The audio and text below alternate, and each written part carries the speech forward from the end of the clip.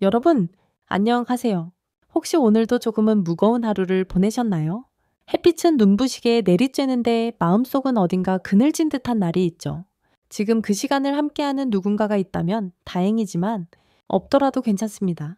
이야기를 듣는 동안만큼은 저와 함께 있으면 되니까요. 그러니 너무 기대하기 전에 잠시 시간을 내어 영상에 좋아요를 누르고 구독해주세요. 하지만 제가 여기서 하는 이야기가 정말 좋을 때만요. 지금 이 영상을 어디서 보고 계신가요? 댓글에 여러분의 도시와 현재 시간을 남겨주세요. 그리고 이제 불을 끄고 선풍기를 틀고 오늘 밤 이야기를 시작해 볼게요. 나는 36살이 되었고 아무것도 없는 몸으로 한국에 돌아왔다. 긴 여행의 끝은 영화 같지 않았다. 호주에서의 아웃페어 생활은 반짝이는 성공도 화려한 기억도 아닌 그저 시간과 체력을 바치는 버티기의 연속이었다. 공장에서는 페인트가 벗겨진 철제 프레임을 날랐고 아침마다 기계음에 귀를 쥐어뜯기며 하루를 시작했다. 모은 돈이라곤 휴대용 금고에 얌전히 쌓인 몇 장의 달러뿐이었다. 성공이란 단어와는 너무 먼 자리였다. 공항에 도착했을 때 어머니가 먼저 전화부터 하셨다. 이제 혼자 살 거냐? 요즘 누가 나이 많은 총각 좋아하냐? 처음엔 익숙하게 넘겼지만 막상 고향 땅을 밟고 나니 사방이 낯설었다. 동창들은 이미 어엿한 부모였다. 누구는 아들이 중학생이라 하고 누구는 둘째 낳은 지 얼마 안 됐단다. 모임에 나가도 나는 여전히 잠깐 외국 나갔다 온 애일 뿐이었다. 어릴 적에는 내가 조금 더 빨랐던 것도 같은데 지금은 완전히 역전된 기분이었다. 혼자라는 사실이 점점 더 또렷하게 와 닿았다. 무엇보다도 나를 괴롭힌 건 내 고집이었다. 결혼 상대는 미혼이어야 하고 자녀는 없어야 하며 가정 환경도 단정해야 한다는 나만의 조건들. 지금 생각하면 우습지만 그땐 그게 기준이자 자존심이었다. 하지만 그런 조건을 가진 사람들은 대체로 나보다 젊었고 선택권이 훨씬 넓었다. 내가 그 사람들 중 하나일 리 없다는 사실을 깨닫는 데에는 그리 오래 걸리지 않았다. 하루는 외삼촌 집에 들렀다가 이모가 무심히 말을 꺼냈다. 지연이라는 아가씨가 있어. 33인데 미혼이고 애도 없어. 괜찮은 집안딸인데 아무도 데려가질 않아. 그 말을 듣고 나는 조건반사처럼 말했다. 33살인데 왜 아직 미혼이죠? 입 밖에 나오자마자 스스로도 민망했다. 이모는 손을 휘저으며 웃었다. 요즘은 다 늦게 결혼한다니까. 그 집은 강남에 아파트도 있고 외곽에 별장도 있다더라. 너 놓치면 후회한다. 그 말에 귀가 솔깃했던 건 부정할 수 없다. 처음엔 그냥 넘겼지만 며칠 후 이모가 다시 전화를 걸었다. 한 번만 만나봐. 싫으면 말고, 싫으면 말고라는 말에 묘하게 마음이 통했다. 그래서 약속 자리에 나갔다. 카페 문을 열자 지연이 앉아 있었다. 단정한 옷차림, 깔끔한 생김새, 차분한 말투, 눈빛은 또렷했지만 어딘가 슬퍼 보였다. 대화는 어색했지만 그녀는 꾸미지 않았다. 오히려 그 자연스러움이 이상하게 마음에 들었다. 그녀에겐 어떤 이질적인 매력이 있었다. 그리고 내가 진짜 놀란 건 그녀의 집이었다. 정확히는 미술관 같았다. 청담동 한복판, 고풍스러운 외관의 유럽풍 건물, 입구엔 연못이 있고 장미 화단이 펼쳐져 있었다. 안으로 들어서자 대형 유화가 걸린 벽과 앤티크 가구들. 나는 평생 그저 사진 속에서나 본 공간이었다. 지연의 부모님은 조용히 차를 내주며 말했다. 정구 씨, 지연이 진심입니다. 결혼을 서두르고 싶어 합니다. 집이며 비용이며 저희가 모두 준비하겠습니다. 말문이 막혔다. 첫 만남에서 결혼을 이야기하는 건 분명 무언가 사연이 있다는 뜻이었다. 속으론 이 집도 딸 시집 못 보내서 안달이구나 싶었지만 솔직히 흔들렸다. 그런 집에서 신혼을 시작할 수 있다니 드라마 같았다. 그날 이후 나는 자주 그 집에 들렀다. 어떤 이유도 필요 없었다. 마음이 자꾸 그곳으로 향했다. 나는 아직 모른 채 그 집의 환대 속으로 천천히 스며들고 있었다. 처음엔 그저 스쳐 지나가는 인연이겠거니 했다. 이모의 전화를 받은 날 나는 이미 마음속으로 수십 번의 시뮬레이션을 돌려본 상태였다. 잘해봐야 밥 한 끼겠지. 오래 괜찮아 보이면 그나마 다행이고 아니면 또 넘기는 거고 오리아임 그런 무심한 태도로 카페 문을 열었을 때 그 자리에 앉아있는 사람은 예상보다 훨씬 조용하고 차분하며 어딘가 말라있는 듯한 여자였다.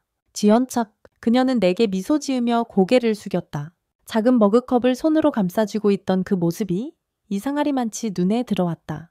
그 어떤 말보다 그 작은 손짓에서 느껴지는 단정함이 오히려 긴장감을 풀어주는 듯했다. 늦진 않으셨네요. 네, 집이 가깝더라고요.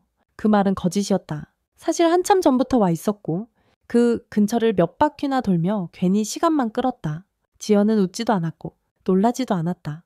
그냥 조용히 고개만 끄덕였다. 대화는 딱히 깊지 않았다. 어릴 적 살던 동네 이야기, 호주에서 아웃페어 했던 경험, 그녀가 미술관에 자주 간다는 소소한 취향, 이야기들은 짧고 문장들은 서로의 감정선에 닿지 못한 채 튕겨나가는 것 같았다. 하지만 이상하게 그 시간이 싫지 않았다. 그녀는 꾸미지 않았다. 화장도 거의 없었고 옷차림은 정갈했지만 유행과는 거리가 멀었다. 무언가를 드러내려 애쓰지 않았고 오히려 자신의 일부를 감추는 듯한 태도였다. 나는 그 점이 좋았다. 그녀가 단지 보여주기 위한 사람이 아니라 스스로를 감추고 보호하는 사람처럼 느껴졌기 때문이다. 며칠 후 그녀의 집에 초대받았다. 나는 예상보다 조금 더 늦게 도착했고 집 앞에 도착하자마자 발걸음을 멈췄다. 그 집은 정말 상상 밖이었다. 청담동 유럽풍 매간의 고급 주택, 거대한 대문, 다듬어진 연못, 그리고 손수 돌보았다는 장미 화단. 그 모든 게 마치 한 장면처럼 정리되어 있었다. 문을 열고 들어갔을 때 가장 먼저 눈에 들어온 건 미술 작품들이었다. 대형 유화, 조각상 유리 너머로 보이는 고풍스러운 피아노, 그리고 조용히 걸어 나와 나를 맞이한 그녀의 부모님. 아버지는 조용한 표정으로 내게 손을 내밀었고 어머니는 오느라 고생했어요라며 따뜻한 차를 내주었다. 그리고 그 말, 정우 씨, 지연이 진심입니다. 결혼을 서두르고 싶어나 합니다. 집이며 비용이며 저희가 모두 준비하겠습니다. 정적이 흘렀다. 나는 숨을 들이마셨다. 첫 만남에서 결혼 이야기라니, 그것도 모든 걸 준비해 주겠다는 말까지. 평범한 집안에서 태어나 유학생으로 버텨온 나에게 이건 말 그대로 다른 차원의 이야기였다. 마치 동화책 속의 줄거리처럼 낯설고도 매혹적인 제안. 하지만 어딘가 불안했다. 와에 이 집은 이렇게까지 서두르지. 하우, 이 집에 감춰진 건 뭘까? 머릿속에서 수없이 쏟아지는 질문들 속에서도 나는 말없이 고개를 끄덕였다. 말문이 막혔기 때문만은 아니었다. 솔직히 말하면 흔들렸다. 너무도 매끄럽고 아름다운 조건들 앞에 내 자신이 무너지는 기분이었다. 그날 이후 나는 이유 없이 자주 그녀의 집에 들렀다. 명절도 아닌데 송편을 사서 찾아갔고 마트에서 사온 과일 바구니를 들고 간 적도 있었다. 지연의 아버지에게는 분재를 선물하기도 했다. 그 모든 게 마음에서 우러난 행동이었는지는 나도 잘 모르겠다. 그냥 자꾸 그녀 곁에 있고 싶었고 그 집의 조용한 공기 속에 나를 섞고 싶었다. 지연은 초반엔 거리를 두었지만 내가 계속 다가가자 조금씩 마음을 열기 시작했다. 특별한 표현은 없었다. 그녀는 여전히 조용했고 내가 건네는 말에 귀를 기울이는 정도였다. 하지만 그걸로 충분했다. 지연의 조심스러움은 거짓없이 그녀의 진심을 보여주는 방식이었다. 그렇게 어느 날 그녀는 조용히 말했다. 정구 씨, 결혼해요. 그 말은 마치 미리 써둔 대사처럼 차분하게 흘러나왔다. 농담인지 진심인지 알 수 없었다. 나는 당황해서 물었다. 지금 진심이에요. 그녀는 고개를 끄덕였다. 부모님도 원하세요. 그리고 나도 이제 누군가와 함께 있고 싶어요. 나는 더 이상 말하지 못했다. 대답 대신 천천히 고개를 끄덕였다. 그 순간 내 인생이 무언가 돌이킬 수 없는 궤도에 진입한 것 같았다. 결혼, 너무 짧고도 무거운 단어였다.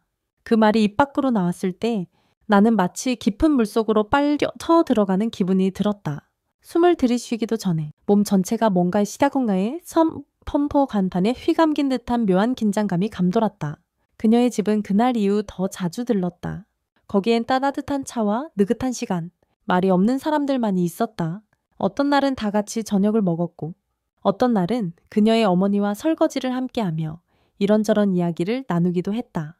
무겁지도 가볍지도 않은 그 공기 속에서 나는 묘한 편안함을 느꼈다. 지연의 부모님은 조용하고 단정했다. 그들은 말보다 눈빛으로 나를 관찰했고 대화보다는 행동으로 나를 받아들였다. 무엇보다 그들은 결혼을 환영했다. 너무도 명확하게, 그 누구보다 열렬하게. 처음엔 그것이 이상했다. 왜 이렇게까지 나를 받아들이는 걸까? 내가 가진 게 아무것도 없다는 건 그들도 알고 있을 텐데 학벌도, 직업도, 사회적 지위도 어떤 보장도 없는 나를 왜 이렇게까지 반기는 걸까? 그러던 어느 날 지연의 아버지가 조용히 내 손에 서류 한 장을 쥐어줬다. 이건 너희 둘을 위한 시작이야. 조건은 없어. 새로 구입한 아파트의 명예 변경서였다.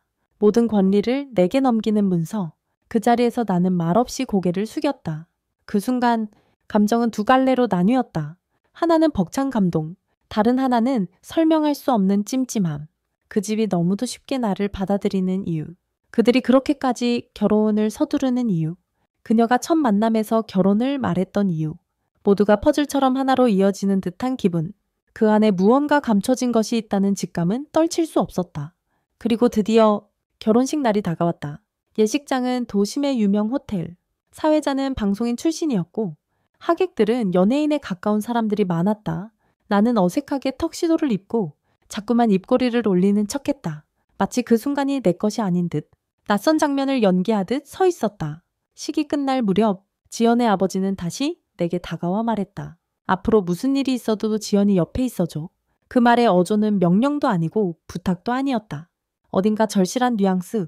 나는 그제야 알았다. 이 결혼은 단순한 로맨스가 아닌 누군가의 인생을 걸고 준비한 선택이라는 것을. 결혼식 후 우리는 호텔 스위트룸에 머물렀다. 분위기는 기대와는 달랐다. 신혼의 설렘 대신 묵직한 침묵이 방 안을 맴돌았다. 나는 부드럽게 그녀의 어깨를 감싸려 했고 그녀는 조용히 몸을 굳혔다. 미안해요. 이런 거 익숙하지 않아서요. 그녀는 낮은 목소리로 말했다. 농담처럼 들리지 않았다. 나는 머쓱하게 웃으며 말했다. 괜찮아요? 천천히 해요. 하지만 그 순간 무언가 또 하나의 문이 열리는 기분이 들었다. 그녀가 감추고 있는 것, 그 안에 숨겨져 있는 또 다른 이야기. 결혼은 두 사람이 하나가 되는 일이라 했지만 그 밤 우리는 서로에게 너무 낯선 존재였다. 침대 반대편에서 등을 돌리고 누운 그녀의 어깨가 작은 파도로 떨리고 있었다. 나는 조용히 천장을 바라봤다.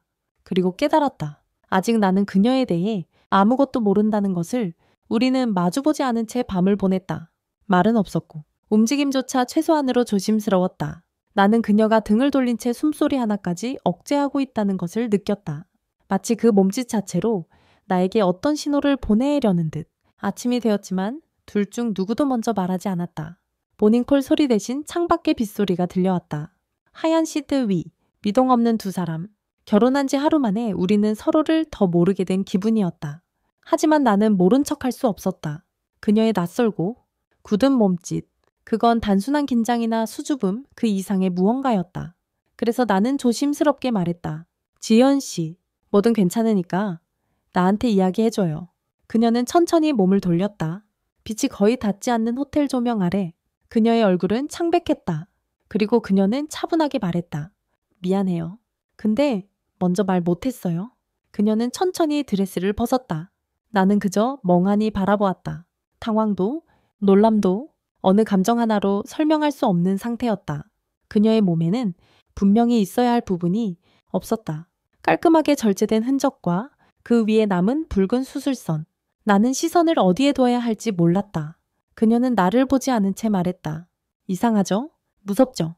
나 여자로 안 보이죠? 그녀의 말은 낮고 느렸다. 그러나 그 안에 담긴 무게는 내 가슴을 단숨에 짓눌렀다. 2년 전 건강검진에서 혹이 발견됐어요. 처음엔 그냥 단순 낭종일 줄 알았어요. 근데 정밀 검사를 하고 나서 악성 종양이라는 진단을 받았죠. 그리고 의료진은 빠른 절제를 권했어요.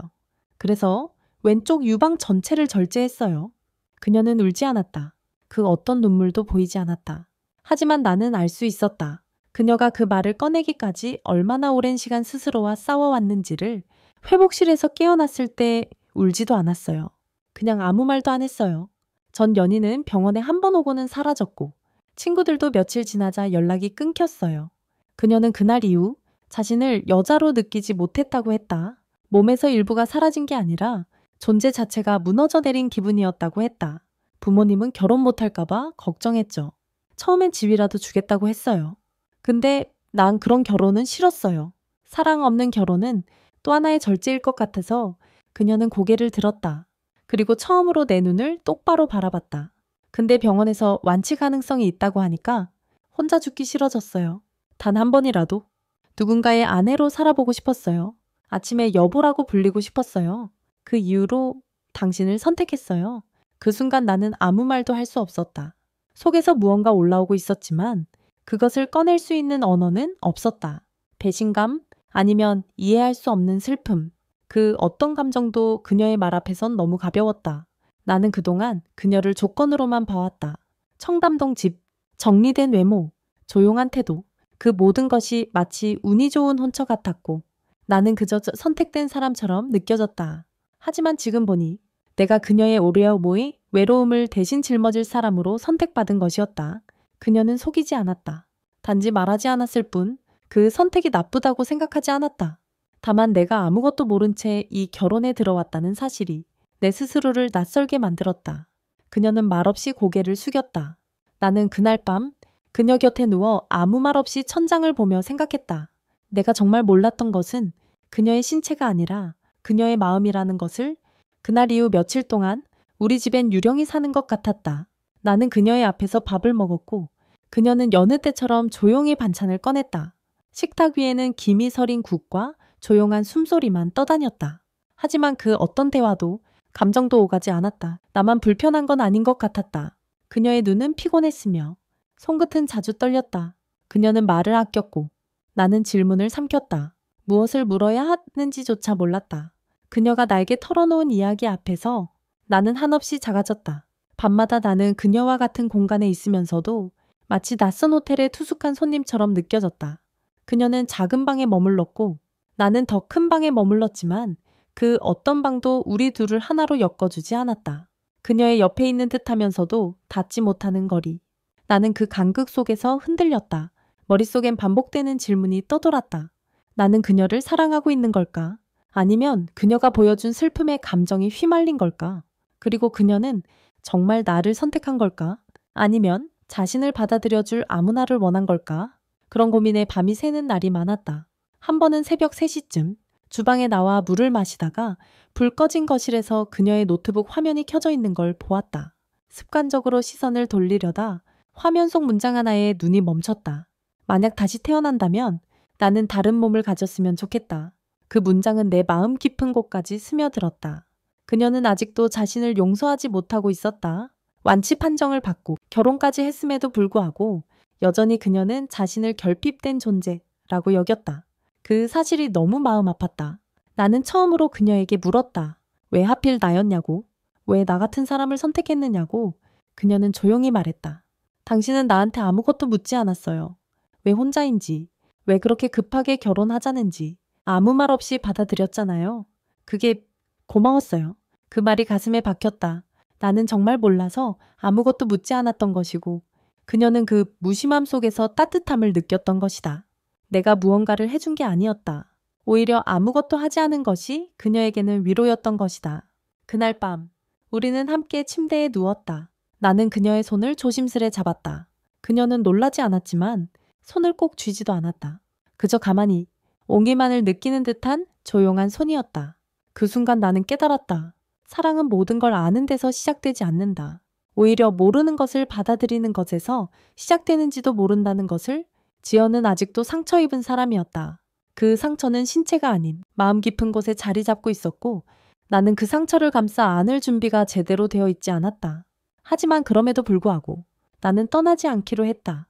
그녀의 과거가 아닌 지금의 그녀와 함께 살기로 마음먹었다. 아직 닫힌 문이 있다는 걸 안다. 그 문 뒤엔 내가 모르는 이야기가 더 있을 것이다. 하지만 이제는 다 열어보지 않아도 괜찮았다.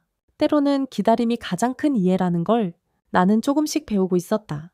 그 후로 우리는 진짜 부부가 되기 위한 시간을 보내기 시작했다. 서로를 강요하지 않았고 필요 이상으로 들추지 않았다.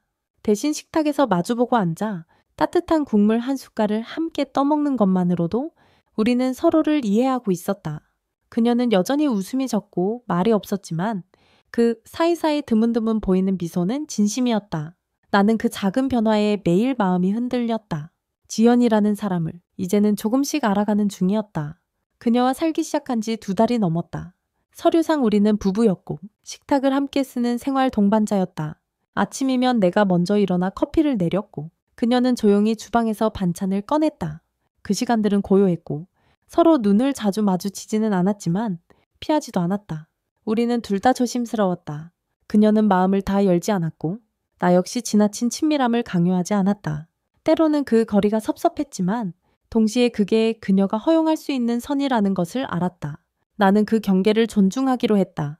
그러나 아무리 조심스러워도 문득문득 스며드는 감정이 있었다. 그건 사랑이라고 부를 만큼은 아니었지만 분명 애틋함이라 부를 수 있는 종류의 감정이었다. 예를 들면 그녀가 좋아하는 클래식 음악을 틀고 책을 읽고 있을 때 나는 괜히 옆자리에 앉아 무언가 손에 쥔 채 가만히 있었다. 그녀는 아무 말도 하지 않았지만 나도 굳이 설명하려 하지 않았다. 그 시간 자체가 이미 충분히 대화였으니까 어느 날은 그녀가 늦게까지 방에서 나오지 않았다.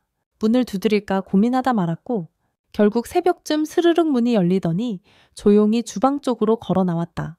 속이 좀 안 좋아서요. 짧은 한마디. 나는 따뜻한 물을 데워 건네며 말했다. 괜찮아요. 굳이 말 안 해도 돼요. 그녀는 작게 고개를 끄덕였다. 그러던 중 한 가지 신경 쓰이는 공간이 생겼다. 집 3층의 한 방.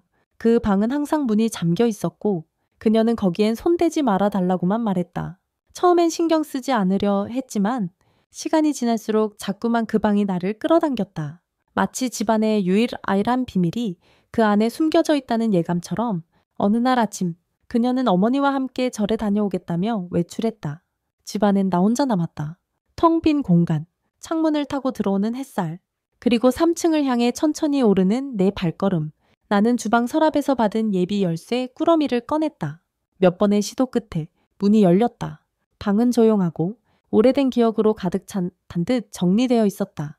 책장에는 프랑스 문학서와 오래된 시집들이 정갈이 꽂혀 있었고 책상 위엔 먼지가 내려앉은 액자가 엎어져 있었다.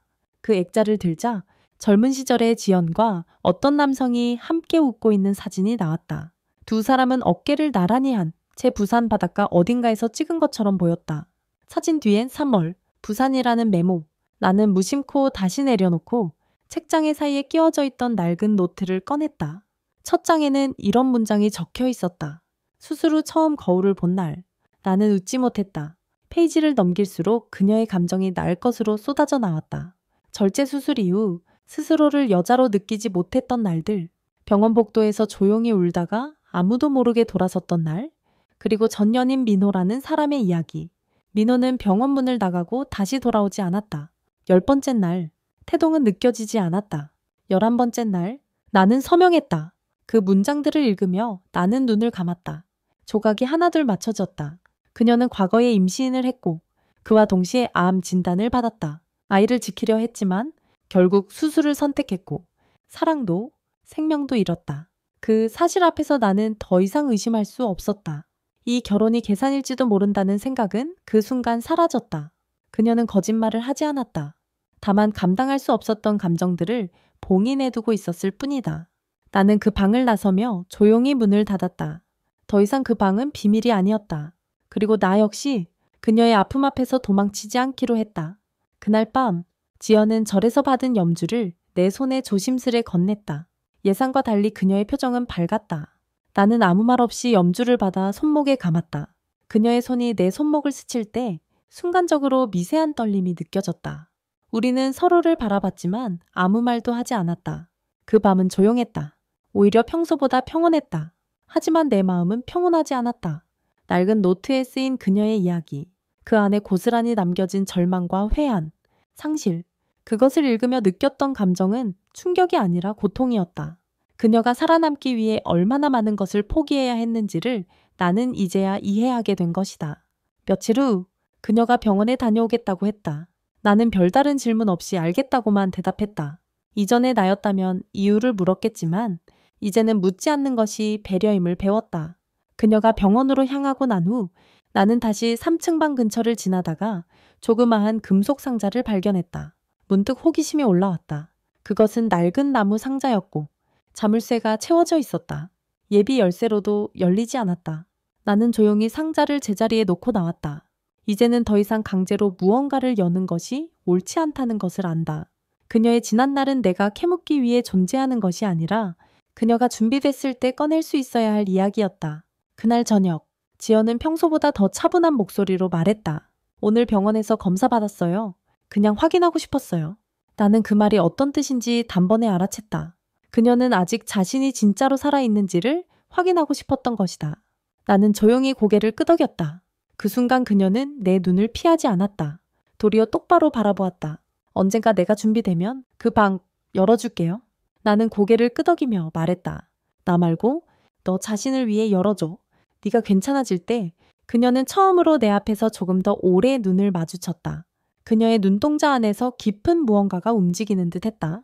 그건 아직 다 풀리지 않은 상처의 잔해였고 동시에 다시 살고 싶은 의지였다.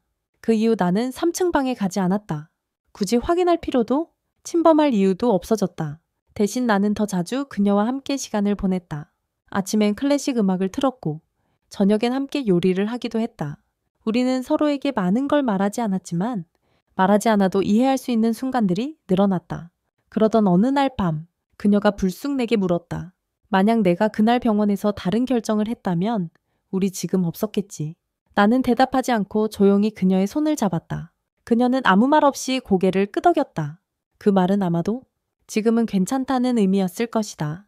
그날 밤 우리는 침대에 나란히 누워 아무 말 없이 서로의 숨결을 들었다. 그녀는 여전히 몸의 반쪽을 조심스럽게 감췄지만 나는 그 어색함마저도 포용하고 있었다. 완전하지 않아도 레더 타고 온전하게 느껴지는 순간 그건 우리가 만들어낸 것이 아니라 견디며 쌓아 올린 결과였다. 나는 지연이란 사람을 이해해 가는 중이었다. 그녀의 고요한 태도 뒤에 감춰진 절망, 상실, 그리고 끝내 사라지지 않는 두려움.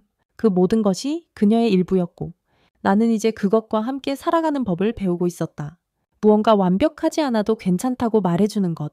그것이 우리가 진짜로 서로에게 해줄 수 있는 일임을 나는 알게 되었다. 그날 이후 우리는 이상하리만치 조용한 평화를 누렸다. 크게 웃지도 않았고 격렬히 다투지도 않았다. 그녀는 여전히 말수가 적었고 나는 그 빈자리를 침묵으로 함께 메웠다. 식탁에는 늘 두 사람이 앉아 있었지만 대화는 간단한 안부나 식사에 대한 감상 정도였다. 하지만 그런 고요함 속에서도 감정은 조금씩 자라났다. 특히 그녀의 작은 변화들, 예를 들면 내가 출근할 때 문 앞까지 따라 나와 조심히 다녀오세요라고 말해주는 그 짧은 한마디. 아무 의미 없어 보이는 문장 하나에 나는 하루 종일 따뜻한 기운을 안고 일했다. 어느 날 지연은 혼잣말처럼 말했다. 사실은 수술 후에도 나한테 다 말하지 않았어. 그 말에 나는 고개를 끄덕였다. 굳이 누구에게라고 묻지 않아도 그녀가 누구를 말하는지는 알 수 있었다. 민요, 그녀의 전 연인. 그녀는 더 이상 말을 잇지 않았고 나 역시 그 다음 문장을 요구하지 않았다. 그녀의 과거는 그녀의 것이고 나는 그 앞에서 청중이 되기를 자처했다. 그런 침묵을 받아들이는 것, 그게 어쩌면 우리가 할 수 있는 최선이었다. 그러나 평화는 오래 가지 않았다. 어느 아침 초인종이 울렸다. 나는 하던 일을 멈추고 문을 열었고 낯선 중년의 남자가 문 앞에 서 있었다. 단정한 셔츠 차림의 낮은 눈빛. 안녕하세요. 저는 트립병원 진단병리과에서 일했던 사람입니다. 지연 씨의 수술 당시 진료 기록을 담당했었습니다. 그 말에 나는 순간적으로 긴장했다. 그는 가방에서 오래된 서류 봉투를 꺼내들고 말을 이었다. 지금 말씀드리는 게 맞는 건지 모르겠지만 당시 수술은 잘못된 샘플에 기반했을 가능성이 있습니다. 그 한마디에 시간이 멈춘 듯했다. 내 머릿속엔 백색 소음만이 가득 찼다. 수술이 잘못되었다고 그녀가 가졌던 그 고통, 그 수치심, 그 상실, 그 모든 게 잘못된 진단에서 비롯된 일이라면 그는 조심스럽게 봉투를 내밀었다. 이건 당시의 샘플 기록과 최근 확인된 자료입니다. 동일한 이름의 환자 샘플이 혼입된 정황이 확인되었습니다. 법적으로 명확히 밝혀지진 않았지만 가능성이 높다고 봅니다. 나는 봉투를 받으며 손끝이 저릿해지는 걸 느꼈다. 그 안엔 그녀의 삶을 송두리째 바꾼 사건의 단서가 들어있었다. 그는 작게 고개를 숙이며 말했다. 진실을 전해야 할 것 같아 왔습니다. 늦었지만 늦지 않았길 바랍니다. 문이 닫힌 뒤 나는 그 자리에 한참 서 있었다. 손에 들린 봉투는 너무 무거워 주방 테이블 위에 내려놓는데도 숨이 차올랐다. 그날 저녁 지연은 언제나처럼 조용히 돌아왔다. 그녀는 평소보다 훨씬 많은 이야기를 했고 나는 내내 고개를 끄덕이며 들었다. 그러다 문득 그녀가 웃었다. 나는 그 미소를 바라보며 목이 메었다. 밤이 되어 나는 봉투를 다시 열었다. 처음부터 끝까지 꼼꼼히 읽었다. 확정된 문장은 하나였다. 해당 수술은 잘못된 환자 정보에 따라 수행됐을 가능성이 매우 높음. 나는 더 이상 미룰 수 없다고 느꼈다. 그녀는 이 진실을 알아야 했다. 고통스럽더라도 지금껏 감내해 온 그 모든 것이 실수였다는 사실. 다음 날 아침 나는 봉투를 테이블 위에 올려두고 말했다. 어제 병원에서 일했던 분이 찾아왔어. 당신 진단 결과가 바뀔 수 있다고 했어. 지연은 봉투를 바라보다가 조심스럽게 손을 뻗었다. 몇 페이지를 넘긴 뒤 그녀는 조용히 말했다. 거짓말이지? 나는 고개를 저었다. 아드님, 그 사람 직접 와서 말했어. 나도 믿기지 않았어. 그래서 당신한테 먼저 보여주고 싶었어. 그녀는 두 손으로 얼굴을 감쌌다. 눈물은 없었다. 하지만 그녀의 어깨는 미세하게 떨리고 있었다. 그날 밤 그녀는 침대에 누워 천장을 바라본 채 한마디도 하지 않았다. 며칠 동안 그녀는 거의 아무 말도 하지 않았다. 아침에 일어나지 않았고 식탁 앞에서도 국에 숟가락만 넣고 있었다. 나는 강요하지 않았다. 대신 함께 앉아 있었다. 그녀가 식지 않은 밥을 멍하니 바라보고 있을 때 나는 김이 나는 물컵을 앞에 밀어줬다. 그녀는 받아들였지만 끝내 마시지 않았다. 지연은 그 어느 때보다 조용했고 그 조용함이 오히려 내 마음을 갈기갈기 찢어놓았다. 병원이 실수했을지도 모른다는 사실은 내가 처음부터 믿고 싶지 않았던 이야기였다. 그런 일이 한때 현실에서 가능할까? 정말 그런 일이 실제로 일어날 수 있는 걸까? 하지만 의사의 눈빛과 손에 쥐어진 자료들은 거짓이 아니었다.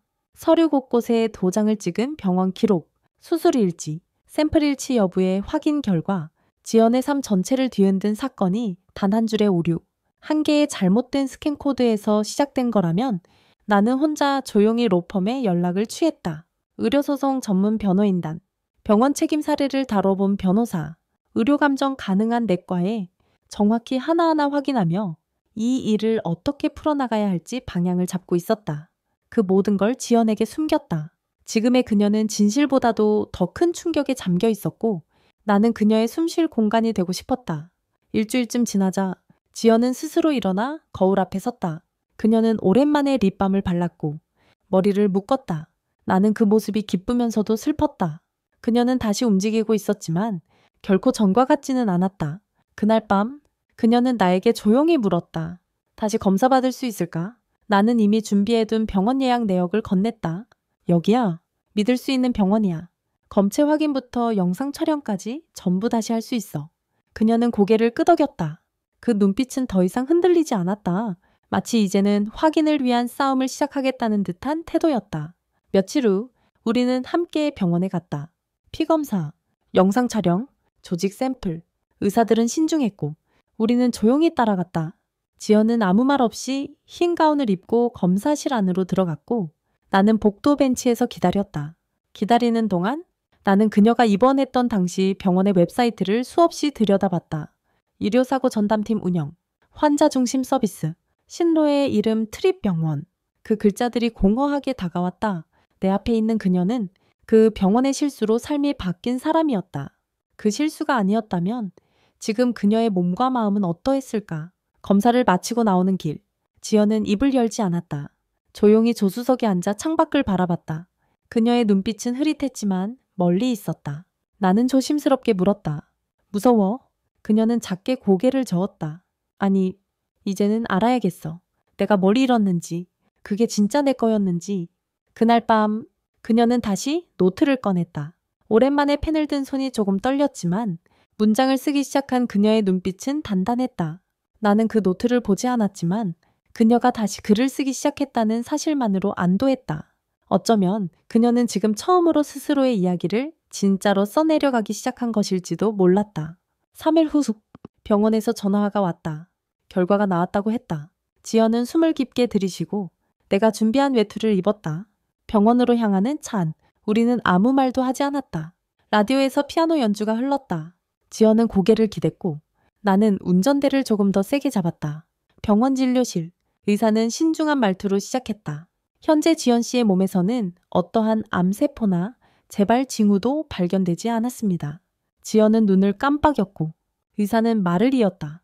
그리고 5년 전 수술 당시의 조직 샘플과 지금의 조직을 비교한 결과 환자 정보가 일치하지 않는 것으로 확인됐습니다. 나는 그 말을 듣는 순간 심장이 덜컥 내려앉는 느낌을 받았다. 지연은 움직이지 않았다. 의사는 마지막으로 말했다. 해당 수술은 지연 씨가 아닌 다른 환자의 진단에 따른 조치였을 가능성이 매우 높습니다. 병원을 나와 주차장까지 걸어가는 길, 지연은 말이 없었다. 하늘을 올려다보며 혼잣말처럼 말했다. 나는 죽은 줄 알았어. 그래서 삶을 멈췄어. 근데 그게 다 아니었대. 그녀의 말은 바람처럼 가볍게 흘렀지만 그 의미는 뿌리처럼 깊었다. 나는 대답하지 못했다. 아무리 다정한 말이라도 그 순간의 진실 앞에서는 무의미하게 들릴 것 같았다. 우리는 집으로 돌아왔다. 그녀는 현관에서 신발을 벗자마자 조용히 안방으로 들어갔고 나는 주방 테이블에 서류 봉투를 올려두었다. 그 봉투는 이제 그녀의 삶을 다시 정의할 새로운 이름표 같았다. 사실 단지 한 사람의 인생에서 이름과 번호가 바뀌었을 뿐인데 그 작은 착오가 삶 전체를 흔들어 놓았다. 그날 밤 나는 거실에 앉아 조용히 책을 펼쳤다. 아무 글도 읽히지 않았다. 내가 페이지를 넘길 때마다 들리는 소리는 마치 그녀가 눌러 삼킨 울음 같았다. 그녀는 밤새 침대에 누운 채 천장을 바라봤다. 나는 그녀의 옆에 있었지만 손을 뻗지 않았다. 그녀의 세상은 지금 너무 조용했고 그 조용함이 깨지면 다시 부서질까 두려웠다. 그런 밤에는 오히려 같이 있어주는 침묵이 말보다 강한 위로였다. 다음 날 지연은 아무 말 없이 주방에 나왔다. 물 한 컵을 꺼내 마신 뒤 나를 스쳐 지나 방으로 들어갔다. 그녀의 등은 평소보다 더 말라 보였다. 나는 더 이상 참을 수 없었다. 따라 들어갈까? 아니면 기다릴까? 하지만 정답은 그녀가 내게 먼저 말을 건네는 것이었다. 늦은 오후 그녀가 방에서 나와 조용히 말했다. 소송할 거예요. 나는 고개를 끄덕였다. 응, 도와줄게. 보상을 받고 싶어서가 아니라 그녀는 말을 이었다. 그냥 나만의 문제가 아니라는 걸 보여주고 싶어요. 이런 일이 또 생기면 안 되니까. 나는 준비해 두었던 의료소송 전문 로펌에 연락처를 건넸다. 이미 진료 기록과 샘플 자료를 정리해 놓은 상태였다. 그녀는 고개를 끄덕이며 받아들었다. 그 손은 여전히 약간 떨리고 있었지만 분명 힘이 있었다. 며칠 뒤 그녀는 로펌 사무실에서 변호사와 마주 앉았다. 담당 변호사는 사건의 심각성을 인지했고 병원 측과의 접촉이 시작됐다. 병원은 공식 사과와 보상을 언급했지만 지연은 단호했다. 돈으로 끝낼 문제가 아니에요. 공개 사과와 내부 시스템 개선, 책임자 징계까지 포함되어야 합니다. 변호사는 고개를 끄덕이며 말했다. 그 말씀대로 하겠습니다. 지연 씨는 피해자이자 증인입니다.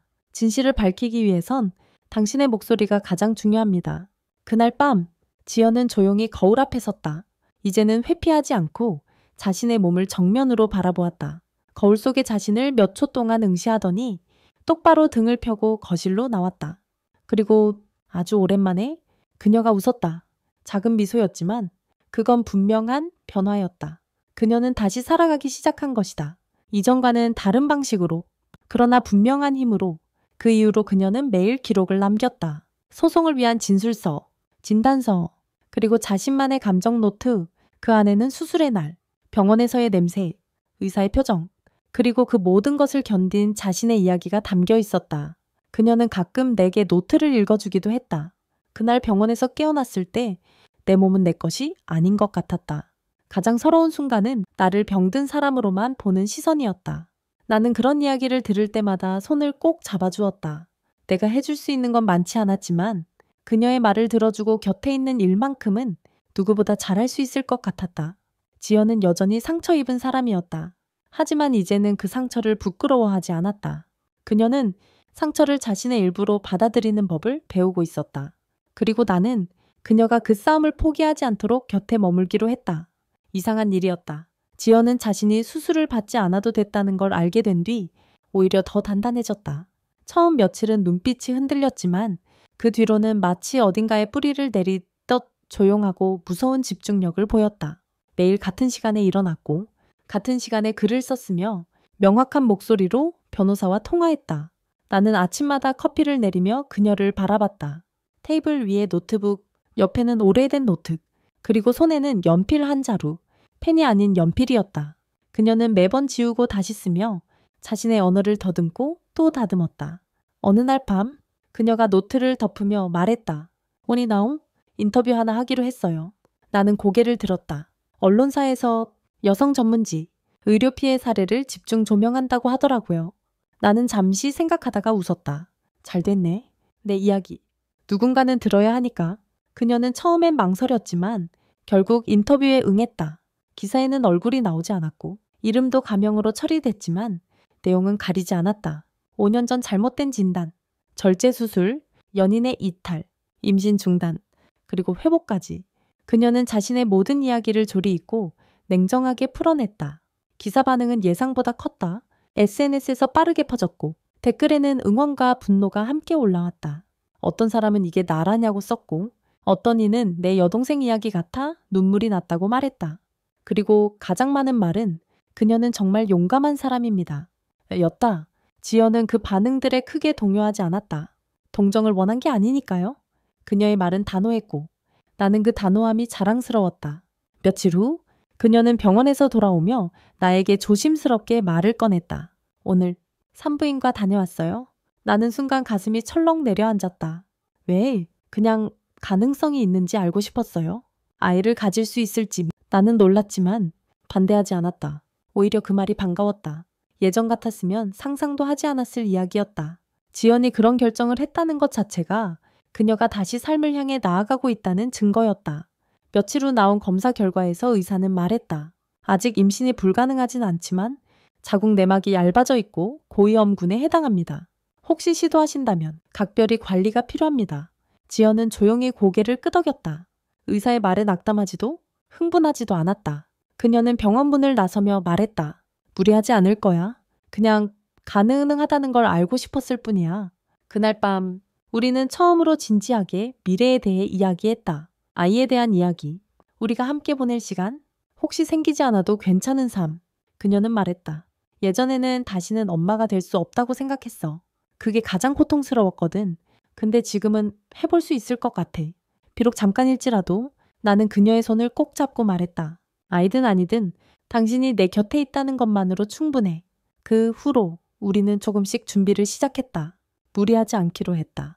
지연은 비타민을 챙기기 시작했고 나는 그녀를 위해 식단을 바꾸었다. 우리는 마치 처음 연애를 시작한 연인처럼 매사에 조심스럽고 세심하게 굴었다. 그녀는 웃으며 말했다. 우리 이렇게 건강한 커플이었나? 지금이라도 알게 돼서 다행이지. 우리는 서로를 바라보다 웃었다. 시간은 천천히 흐르고 있었다. 하지만 우리는 조급해하지 않았다. 지연은 조금씩 자신을 되찾아가고 있었고 나는 그 곁을 묵묵히 지켰다. 그리고 마침내 아주 조용한 아침. 지연은 욕실에서 조심스럽게 임신 테스트기를 들고 나왔다. 아주 희미한 두 줄. 우리는 말이 없었다. 그저 서로를 바라봤다. 지연은 조용히 말했다. 진짜일까? 나는 그녀를 안으며 대답했다. 진짜일지도 몰라. 하늘이 그날따라 유난히 맑았다. 첫 재판일 아침. 지연은 거울 앞에서 긴 머리를 묶고 검정색 원피스를 꺼냈다. 입술에는 연한 핑크색 립밤을 발랐고 눈에는 화장을 하지 않았다. 그녀는 거울을 오래 바라보았다. 자기 자신을 확인하는 듯 혹은 다시 처음부터 소개받는 사람처럼 괜찮아? 나는 조심스럽게 물었고 그녀는 조용히 고개를 끄덕였다. 아직 시작도 안 했어요. 법원으로 향하는 길은 조용했다. 우리는 손을 잡지도 않았고 말도 많이 하지 않았다. 하지만 서로의 옆에 있었다. 그것만으로 충분한 지지였다. 법정 안 그녀는 흔들리지 않았다. 변호인은 병원 측의 명백한 과실, 샘플 오기록, 진단 오류의 정황을 증거와 함께 조목조목 설명했다. 병원 측은 개별 실수이며 시스템 전체의 문제는 아니다라고 주장했지만 지연은 직접 증언석에 서서 자신의 이야기를 꺼냈다. 저는 내가 병든 줄 알고 살았습니다. 그래서 나를 포기했고 관계를 포기했고 미래도 포기했습니다. 그런데 그것이 단순한 행정 실수였다는 것을 알았을 때 그 모든 고통이 허공으로 사라진 것이 아니라 더 깊은 곳에서 다시 쏟아져 나왔습니다. 법정 안의 공기가 달라졌다. 지연은 울지 않았고 목소리는 흔들리지 않았다. 그녀는 하나하나의 단어를 꺼내며 설명했다. 수술대에 누워 깨어났을 때의 느낌, 전 연인이 떠났던 날의 공허함, 아이의 존재를 잃은 무력감, 그리고 지금까지 이어진 침묵의 무게. 판사는 고개를 들어 지연을 바라보았고 청중석에서는 누군가 조용히 눈물을 닦았다. 그녀는 피해자이자 증인이었고 그 어떤 웅변보다 그 조용한 진술이 강력했다. 재판이 끝난 후 우리는 건물 밖으로 나왔다. 햇빛은 따뜻했고 그녀의 얼굴엔 묘한 평온이 감돌았다. 어떻게 느껴져? 내가 물었다. 그냥 숨이 좀 더 깊이 들어오는 느낌. 그녀는 그렇게 말했다. 그날 이후 그녀의 이야기는 다시 주목받았다. 전문 매체뿐만 아니라 공중파 뉴스에도 소개되었고 의료과실 피해자들이 함께하는 온라인 커뮤니티에서 지연은 조용한 영웅이 되었다. 하지만 그녀는 여전히 똑같은 일상을 살아갔다. 아침이면 바닥을 쓸고, 점심엔 혜은이를 위한 육아책을 읽고, 저녁엔 변호사와 통화하면서 다음 진술을 준비했다. 아이의 존재는 이제 우리 곁에 확실히 느껴지고 있었다. 초음파 사진이 냉장고에 붙었고, 그녀는 매일 아이에게 짧은 편지를 썼다. 너는 엄마가 잃어버린 시간을 데려왔단다. 그래서 엄마는 매일 너에게 인사를 해. 살아있는 게 무엇인지. 너는 아직 작지만 알고 있는 것 같아. 그녀는 예전처럼 무너지지 않았다. 고통이 사라진 건 아니지만 이제는 고통을 끌고 함께 걷는 법을 알고 있었다. 병원 측은 2차 재판에서 책임을 일부 인정했다. 하지만 지연은 끝까지 요청했다. 병원의 실수가 단 한 사람의 인생을 어떻게 무너뜨릴 수 있는지, 그것이 단지 한 번의 오류가 아니라 시스템의 부재에서 비롯된 것임을 세상에 보여줘야 합니다. 그녀는 이제 더 이상 숨어있는 사람이 아니었다. 그녀는 그날의 피해자에서 오늘의 목소리로 변하고 있었다. 그리고 나는 그 변화를 곁에서 지켜보는 단 한 명의 증인이었다. 임신 테스트기 위에 희미한 두 줄은 연필로 그은 선처럼 연약했다. 지연은 그걸 마치 꿈처럼 들여다봤다.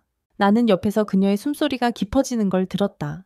두려움과 기쁨, 긴장과 경외, 그 모든 감정이 동시에 터져 나올 수 있다는 걸 그때 처음 알았다. 며칠 후 병원에서 초음파 검사를 받았다.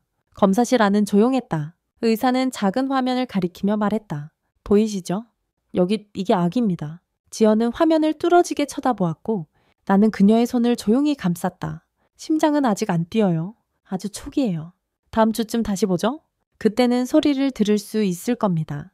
의사의 말에 지연은 고개를 끄덕였다. 말이 없었지만 손끝이 살짝 떨리는 걸 나는 느꼈다. 그날 저녁 지연은 오래된 노트를 다시 꺼냈다.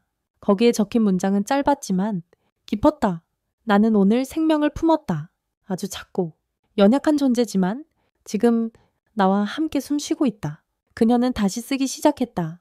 이전의 글이 과거의 정리였다면 이제는 미래를 위한 설계였다. 나는 그녀가 그 노트를 쓸 때 옆에서 조용히 차를 우려냈고 그녀가 펜을 놓으면 말없이 따뜻한 잔을 건넸다. 그 후 며칠 병원으로 다시 향했다. 초음파 기계가 켜졌고 의사의 눈썹이 살짝 올라갔다. 그 순간 작은 두둑 두둑 하는 소리가 들려왔다. 정말 작았고 가느다랬지만 분명한 소리였다. 지연은 눈을 감았다. 그녀의 입가에 처음으로 미소 같은 것이 걸렸다. 나는 그녀의 손을 더 꽉 잡았다. 이제 우리 셋이구나. 나는 중얼거렸고 그녀는 작은 목소리로 대답했다. 응, 우리 셋. 그날 이후 우리는 더 조심스러워졌다. 지연은 매일 천을 기록했고 나는 음식을 더 건강하게 만들기 시작했다. 간장 대신 저염간장, 흰쌀밥 대신 잡곡밥, 그리고 점심마다 꼭 비타민C를 챙겼다. 우리의 냉장고는 초음파 사진으로 가득 차기 시작했다. 혜운이라고 부르기로 했다. 하늘의 은혜라는 뜻이었다. 너무 작고 너무 연약한 생명이었지만 우리에겐 기적 같았다. 하지만 기적은 언제나 불안의 그림자를 동반했다. 임신 24주 즈음 지연의 몸이 무거워지기 시작했다. 숨이 가빠지고 위장이 더디게 움직이며 밤마다 속이 답답하다고 했다. 의사는 말했다. 고위험군입니다. 특별히 주의하셔야 돼요. 통증이나 출혈, 아기 움직임의 변화는 즉시 병원으로 오셔야 합니다. 그날부터 우리는 더 신중해졌다. 아기의 움직임이 줄어들 때면 지연은 밤새 불을 켜놓고 앉아 있었다. 나는 옆에서 말없이 그녀의 등을 쓸어주었다. 그 어떤 말보다 손에 온기가 필요할 때였다. 임신 30주가 되던 날 새벽, 지연이 갑자기 복통을 호소했다. 처음엔 단순한 속 불편이라고 여겼지만 얼굴이 창백해지고 호흡이 가빠지며 나는 단숨에 병원으로 향했다. 응급실에서 초음파를 본 의료진의 얼굴이 굳었다. 조기 진통입니다. 아기가 나오려 하고 있어요. 지금 수술 준비해야 합니다. 우리는 아무 준비도 되어 있지 않았다. 이름은 정했지만 옷도, 침대도 아무것도 없었다. 나는 수술실 앞에서 손을 감싸쥐고 기다렸다. 수많은 기억들이 흘러갔다. 그녀가 병실에서 깨어났던 날, 그녀가 숨죽여 울던 거실, 그리고 노트 위에 짧은 문장들. 몇 시간 후 간호사가 나왔다. 아버님, 아이가 태어났습니다. 인큐베이터 안에 있지만 울음소리는 또렷했어요. 나는 그 자리에서 무너질 뻔했다. 하지만 무너지지 않았다. 지연을 위해, 아기를 위해 중환자실 창 너머 작고 조그마한 아기가 있었다. 온몸에 관이 연결되어 있었고 가슴이 아주 작게 오르내리고 있었다. 그 모습은 너무 작았지만 그 숨결은 확실했다. 살아있다는 것, 그 하나의 사실만으로 우리는 다시 숨을 쉬기 시작했다. 그날 이후 병원 중환자실은 우리의 두 번째 집이 되었다. 매일 아침과 저녁 우리는 인큐베이터 창 너머의 아이를 바라보며 인사를 건넸다. 지연은 작은 메모지를 준비해 매일 다른 글귀를 써놓았다. 혜훈아, 엄마가 왔어. 잘 자고 있었니? 오늘은 바람이 시원하더라. 내 숨소리가 제일 예뻐. 그녀는 아이에게 말을 걸며 마치 읽히지 않는 편지를 써내려가듯 다정하게 속삭였다. 나는 옆에서 조용히 서 있었다. 지연의 목소리는 엄마의 목소리였고 그 앞에서 내가 할 수 있는 일은 단지 가만히 함께 숨 쉬는 것이었다. 혜은이는 작았다. 너무 작았다. 주먹보다 작고 천을 유지하기 위해 인큐베이터 안에 오랜 시간을 있어야 했다. 폐기능이 완전하지 않아 자주 산소 포화도가 떨어졌고 천은 낮았다. 의사는 말했다. 고비는 많을 겁니다. 하지만 아이는 강합니다. 부모님의 손길, 목소리, 모든 것이 아이에게는 약이 됩니다. 우리는 매일 손편지를 남겼다. 지연은 아이가 언젠가 이걸 볼 수 있을까? 하고 물었고 나는 그럼 커서 다 읽어줄 거야. 라고 대답했다. 지연은 병원에서 돌아오는 길마다 울었다. 크게 우는 건 아니었지만 눈물이 볼을 타고 흘렀다. 이 아이가 나처럼 혼자 외롭지 않았으면 좋겠어. 그녀는 그렇게 말했다. 나는 밤마다 그녀의 등을 토닥이며 말했다. 이 아이는 절대 혼자가 아니야. 네가 곁에 있으니까. 그리고 40일이 지난 어느 아침 지연의 휴대폰이 울렸다. 의사의 목소리는 조금 들뜬 듯했다. 혜은이가 체중이 안정됐습니다. 자체 호흡도 가능해졌고 조만간 퇴원 준비를 해도 될 것 같습니다. 지연은 말없이 울었다. 이번엔 참지 않았다. 소리내어 꺼이꺼이 울었다. 나는 그녀를 안고 말했다. 이 아이가 살아있다는 건 네가 살아있다는 증거야. 며칠 후 혜은이는 드디어 집으로 왔다. 병원에서 조심스럽게 포대기로 감싸 안긴 그녀는 여전히 작았지만 눈을 뜨고 작은 손을 움직이며 확실히 살아있는 존재였다. 집안은 이미 아이를 맞이할 준비가 되어 있었다. 나는 직접 가구를 조립했고 지연은 작은 모비를 천장에 달았다. 벽에는 우리가 쓴 손편지들이 조심스럽게 붙어 있었다. 혜은이는 잘 울지 않았다.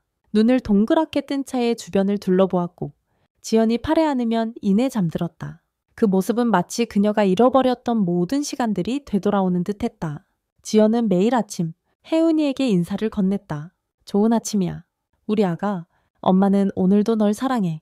그녀의 목소리는 다정했고 잔잔했고 어느 때보다 자신감이 있었다. 그리고 그 순간 나는 다시 확신했다. 그녀는 생존자가 아니라 새로운 삶의 창조자였다. 지연은 혜은이의 돌을 맞아 조용한 가족 식사를 준비했다. 촛불 하나 켜고 작은 케이크를 올렸다. 우리는 아이에게 편지를 읽어줬다. 혜은아, 네가 태어나기 전 엄마는 어둠 속에서 길을 잃었단다. 하지만 너는 그 어둠 속에서도 빛이 올 수 있다는 걸 알려줬어. 엄마는 이제 안단다. 살아있다는 건 단지 숨 쉬는 것이 아니라 사랑하는 거라는 걸. 그 말을 듣는 순간 나는 눈을 감았다. 오래도록 가슴 한편에 얹혀있던 무언가가 스르르 녹아내리는 기분이었다. 혜은이는 그날 밤도 조용히 잠들었다. 우리는 불을 끄고 조심스레 그녀의 입에 입을 맞췄다. 지연은 말했다. 이 아이가 살아있다는 건 나도 살아있다는 증거야. 나는 대답했다. 그리고 우리가 가족이라는 가장 확실한 증거이기도 해. 그날 이후 병원 중환자실은 우리의 두 번째 집이 되었다. 매일 아침과 저녁 우리는 인큐베이터 창 너머의 아이를 바라보며 인사를 건넸다. 지연은 작은 메모지를 준비해 매일 다른 글귀를 써놓았다. 혜훈아, 엄마가 왔어? 잘 자고 있었니? 오늘은 바람이 시원하더라. 내 숨소리가 제일 예뻐. 그녀는 아이에게 말을 걸며 마치 읽히지 않는 편지를 써내려가듯 다정하게 속삭였다. 나는 옆에서 조용히 서 있었다. 지연의 목소리는 엄마의 목소리였고 그 앞에서 내가 할 수 있는 일은 단지 가만히 함께 숨 쉬는 것이었다. 혜은이는 작았다. 너무 작았다. 주먹보다 작고 천을 유지하기 위해 인큐베이터 안에 오랜 시간을 있어야 해야했다. 폐기능이 완전하지 않아 자주 산소 포화도가 떨어졌고 천은 낮았다. 의사는 말했다. 고비는 많을 겁니다. 하지만 아이는 강합니다. 부모님의 손길, 목소리? 모든 것이 아이에게는 약이 됩니다. 우리는 매일 손편지를 남겼다. 지연은 아이가 언젠가 이걸 볼 수 있을까? 하고 물었고 나는 그럼 커서 다 읽어줄 거야. 라고 대답했다. 지연은 병원에서 돌아오는 길마다 울었다. 크게 우는 건 아니었지만 눈물이 볼을 타고 흘렀다. 이 아이가 나처럼 혼자 외롭지 않았으면 좋겠어. 그녀는 그렇게 말했다. 나는 밤마다 그녀의 등을 토닥이며 말했다. 이 아이는 절대 혼자가 아니야. 네가 곁에 있으니까. 그리고 40일이 지난 어느 아침 지연의 휴대폰이 울렸다. 의사의 목소리는 조금 들뜬 듯했다. 혜은이가 체중이 안정됐습니다. 자체 호흡도 가능해졌고 조만간 퇴원 준비를 해도 될 것 같습니다. 지연은 말없이 울었다. 이번엔 참지 않았다. 소리내어 꺼이꺼이 울었다. 나는 그녀를 안고 말했다. 이 아이가 살아있다는 건 네가 살아있다는 증거야. 며칠 후 혜은이는 드디어 집으로 왔다. 병원에서 조심스럽게 포대기로 감싸 안긴 그녀는 여전히 작았지만 눈을 뜨고 작은 손을 움직이며 확실히 살아있는 존재였다. 집안은 이미 아이를 맞이할 준비가 되어 있었다. 나는 직접 가구를 조립했고 지연은 작은 모비를 천장에 달았다. 벽에는 우리가 쓴 손편지들이 조심스럽게 붙어 있었다. 혜은이는 잘 울지 않았다. 눈을 동그랗게 뜬 차에 주변을 둘러보았고 지연이 팔에 안으면 이내 잠들었다. 그 모습은 마치 그녀가 잃어버렸던 모든 시간들이 되돌아오는 듯했다. 지연은 매일 아침 혜은이에게 인사를 건넸다. 좋은 아침이야. 우리 아가. 엄마는 오늘도 널 사랑해. 그녀의 목소리는 다정했고 잔잔했고 어느 때보다 자신감이 있었다. 그리고 그 순간 나는 다시 확신했다. 그녀는 생존자가 아니라 새로운 삶의 창조자였다. 지연은 혜은이의 돌을 맞아 조용한 가족 식사를 준비했다. 촛불 하나 켜고 작은 케이크를 올렸다. 우리는 아이에게 편지를 읽어줬다. 혜은아, 네가 태어나기 전 엄마는 어둠 속에서 길을 잃었단다. 하지만 너는 그 어둠 속에서도 빛이 올 수 있다는 걸 알려줬어. 엄마는 이제 안단다. 살아있다는 건 단지 숨 쉬는 것이 아니라 사랑하는 거라는 걸. 그 말을 듣는 순간 나는 눈을 감았다. 오래도록 가슴 한편에 얹혀져 있던 무언가가 스르르르 녹아내리는 기분이었다. 혜은이는 그날 밤도 조용히 잠들었다. 우리는 불을 끄고 조심스레 그녀의 이마에 입을 맞췄다. 지연은 말했다. 이 아이가 살아있다는 건 나도 살아있다는 증거야. 나는 대답했다. 그리고 우리가 가족이라는 가장 확실한 증거이기도 해. 우리가 살아가면서 겪는 상처는 때로는 설명조차 어려운 깊이를 가지고 있습니다. 지연의 이야기는 그런 상처가 어떻게 시작되고 어떻게 외면되고 또 어떻게 극복되어 가는지를 보여줍니다. 그녀가 감당해야 했던 수술과 상실, 침묵은 단순한 개인의 비극이 아니라 누구나 마주할 수 있는 인간의 현실입니다. 하지만 그 현실 속에서 우리는 중요한 것을 배웁니다. 사랑은 완벽한 상태에서만 시작되는 것이 아니라 불완전함 속에서도 진실되게 자랄 수 있다는 것, 그리고 그 사랑이 때로는 한 생명을, 아니, 한 세상을 구할 수도 있다는 것. 지연은 이제 더 이상 상처 입은 여자가 아니라 자신의 이야기를 품고 그것을 힘으로 바꾸는 사람입니다. 그녀의 용기, 그녀의 침묵, 그리고 그녀의 회복은 우리 모두에게 작은 희망이 되어 돌아옵니다. 이야기를 들어주셔서 고맙습니다. 혹시 지금 이 이야기가 여러분 마음 어딘가를 건드렸다면 그건 분명 여러분 안에도 치유받지 못한 이야기 하나가 있기 때문일지도 모릅니다. 그러니 오늘 밤 불을 끄고 편안한 베개에 머리를 얹고 여러분 자신에게도 이렇게 말해주세요. 그거 괜찮아. 지금 이대로도 충분해. 그리고 다음 이야기에서 다시 만나요.